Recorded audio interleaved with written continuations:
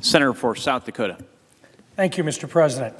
Let me just respond to my colleague and good friend from West Virginia. He and I served as governors at the same time. We've had a friendship that has lasted more than a decade now, and a lot of what the senator has indicated I feel as well in terms of the reason why we came here and the focus that we should have. And in fact, I think one of the most important things that we can do as members of this institution, members of this body, is to show respect for one another and defend one another in our responsibility to try to find a way forward.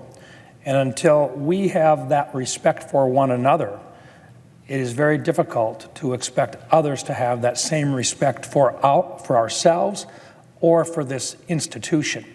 And so I most certainly appreciate the sentiments expressed by my colleague from West Virginia, and I appreciate his bringing them to the floor today.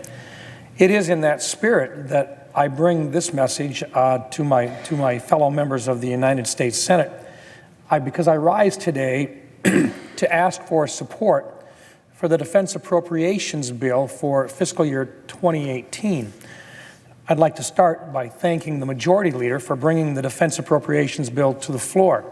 Now, just because the Majority Leader brings it to the floor doesn't mean we'll necessarily even get an opportunity to debate it. It requires either unanimous consent of all the members or at least 60 members agreeing to have that debate.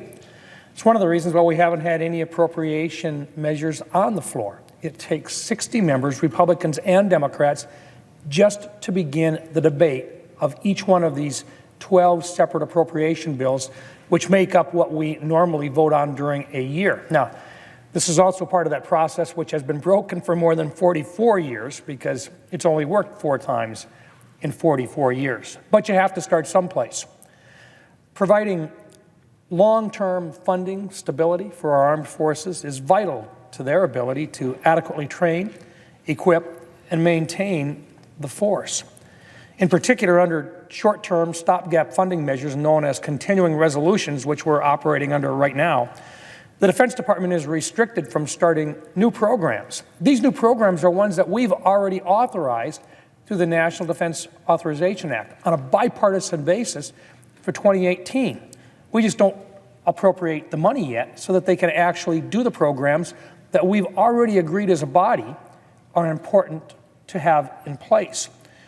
This is very concerning to me because in today's rapidly changing threat environment, these programs were designed to protect our nation against those new threats.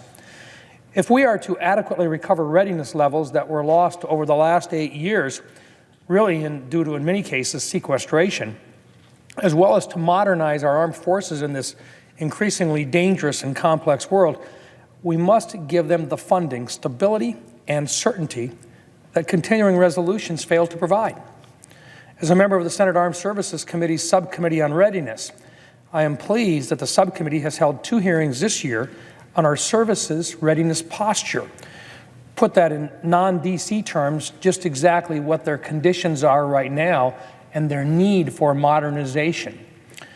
Today, I would like to share just a few examples of readiness issues facing our military force. The first are issues plaguing our Navy, and both demonstrate the need to adequately fund not only our Navy, but all branches of our armed forces.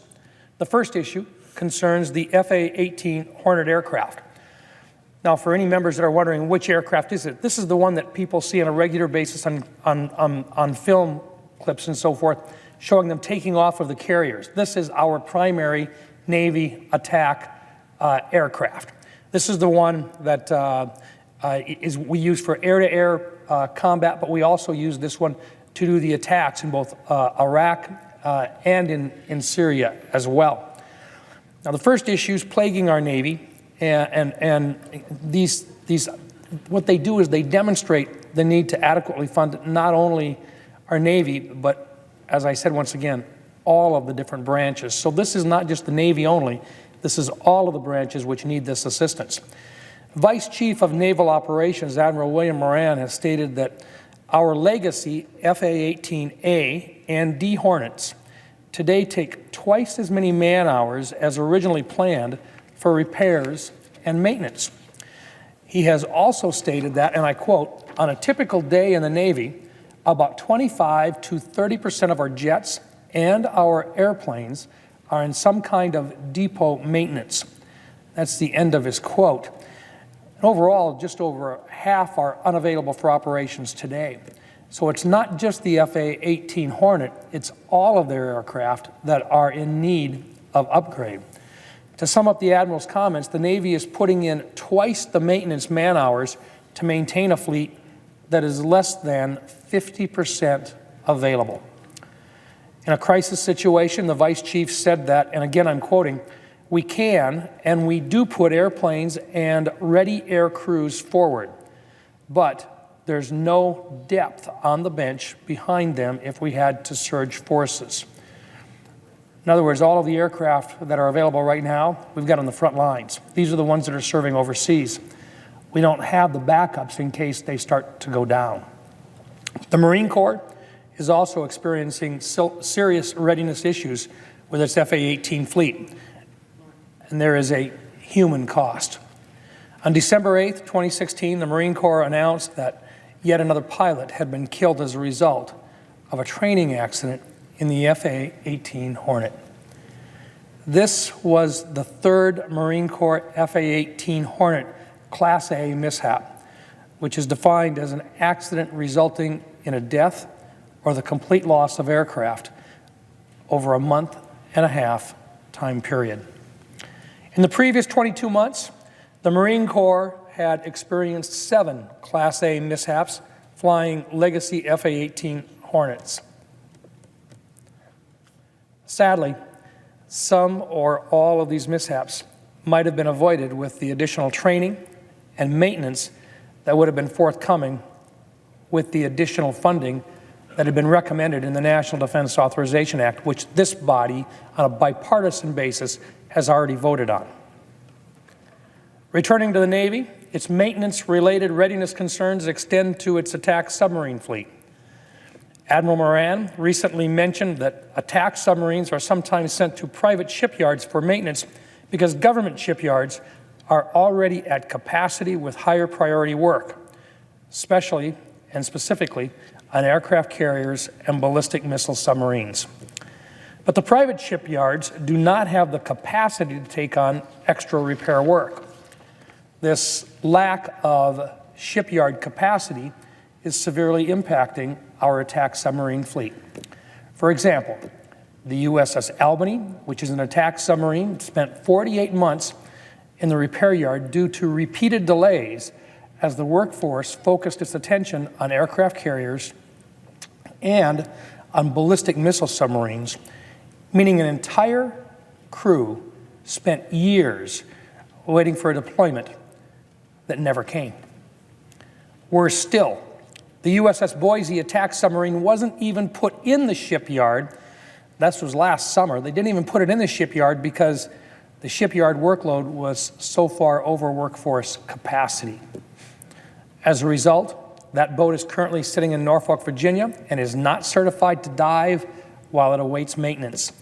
This is a taxpayer asset sitting at dock tied up, not being repaired, not even being worked on, and right now it is so far out of shape it's not even allowed to dive. In fact, the Boise will not be able to rejoin the fleet until 2020 or later. That means that this vital Navy asset will be unavailable for at least another 48 months. In fact, the maintenance backlog has docked 15 nuclear power attack submarines for a total of 177 months, or almost 15 years, in which those attack submarines have not been available in the protection of our country. Further, while I'm discussing some serious Navy readiness challenges, all of our services face readiness challenges. Air Force Secretary Heather Wilson recently said that, and I quote, "The fiscal year 2018 continuing resolution is actually delaying our efforts to increase the readiness of the force, and risk accumulates over time. We are stretching the force to the limit, and we need to start turning the corner on readiness." End of quote. With a shortage of nearly 2,000 pilots out of about 20,000 total, Secretary Wilson went on to say that current active duty pilots were burning out because the Air Force was too small for what the nation is asking. Our biggest need right now is for a higher and stable budget to provide security and solvency for the nation, she went on to say. According to Defense Secretary James Mattis, operating under a continuing resolution for 2018 runs the risk of delaying vital projects and increasing their costs, including 37 Navy projects, 16 Air Force projects, and 38 Army projects. The projects could be impacted include progress on new trainer aircraft, weapon systems, and important training programs. The most important things that Congress can do to solve these problems are provide funding stability and avoid arbitrary budget caps that constrain defense spending below that which is required to protect our nation. This bill that's before us now does both. More specifically, only by removing these caps can we avoid the Department of Defense having to make difficult choices that are so devastating for our armed forces. In particular, we must avoid their having to make the false choice of paying for readiness while assuming risk for modernization or vice versa. The American people expect us to adequately defend America next year and for every year to come. This requires us to put an end to continuing resolutions and remove arbitrary budget caps and the threat of sequestration. Only by doing so can Congress fulfill its #1 responsibility, keeping Americans safe. I conclude by again thanking the Majority Leader for bringing the fiscal year 2018 Defense Appropriations Bill to the floor. He can't do it alone. He needs our cooperation.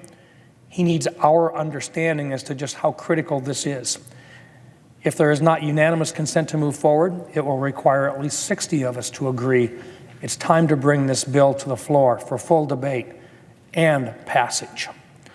I ask all of my colleagues to support it, get it to the President's desk as soon as possible, and finally, bring an end to the defense component of a CR or continuing resolution that, with arbitrary budget caps, is so severely impacting the readiness of our armed forces. Thank you, Mr. President. I yield the floor.